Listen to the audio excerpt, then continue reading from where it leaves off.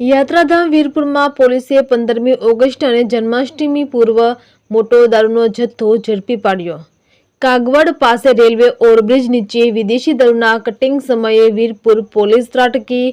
Oxygen gas liquid ટેન્કરમાં ચોરખાનું બનાવી વિદેશી દારૂ ઘુસાડવાનો પર્દાફાશ। 700થી વધુ વિદેશી દારૂની પેટી, 3 બોલેરો ગાડી, 1 અશોક લેલન ગાડી સહિત મુદ્દામાલ કબજે કર્યો। યાત્રાધામ વીરપુરમાં ઝડપાયેલા દારૂ સહિતના મુદ્દામાલની કિંમત અંદાજિત 1 કરોડ ઉપરની થશે।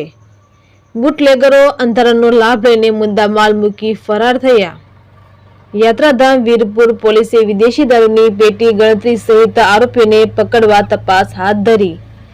રિપોર્ટર ભાગ્યેશ ડોબરિયા, વીરપુર।